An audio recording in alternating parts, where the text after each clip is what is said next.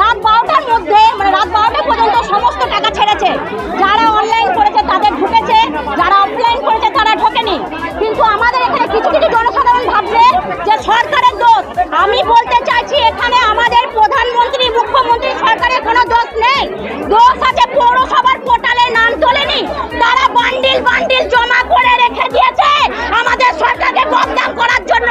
তার জন্য বলছি তোরা গদি ছেড়ে দে, হয় তোদেরকে গদি ছাড়তে হবে, নাহলে জনগণকে জবাব দিতে হবে। জনগণের মাথায় ঢোকানো হচ্ছে এই সরকার ভালো নয়, এই সরকার 5 বছরের মধ্যে পাল্টে যাবে। আমি বলছি এই সরকার 50 বছর রাজত্ব করবে, এরপর 100 বছর রাজত্ব হবে, তারপরে যোগী আসবে, হিন্দুত্ব সংগঠন হবে, হিন্দু রাষ্ট্র হবে। আমাদের শ্রীরাম আছে, ছিল, সারা জীবন থাকবে। পৌরসভার চেয়ারম্যান এই পোর্টালে নাম তোলেনি, এমনকি অনলাইনে যারা করেছে তাদেরও নাম ওঠেনি।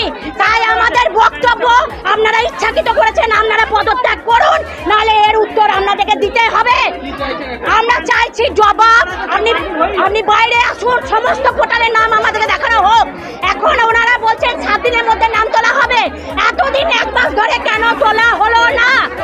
এই 7 দিন পর এই হ্যারাসমেন্ট আমরা মানছি না, মানবো না। আমরা 5 তারিখে অফলাইনে পৌরসভায় ফর্ম জমা দিয়েছি, আমাদের এখনো অবধি টাকা ঢোকেনি। যারা অনলাইনে 27 তারিখে ফর্ম ফিল আপ করেছে তাদের টাকা ঢুকেছে। অফলাইনে যখন টাকা ঢোকাবেই না, তাহলে ফর্মের ব্যবস্থা করেছে কেন? আমাদেরকে বলতে পারতো, আমরা অনলাইনে ফর্ম ফিল করে জমা দিতাম। আমাদের বক্তব্য, সবাই যখন পেয়েছে আমরা কেন পাবো না?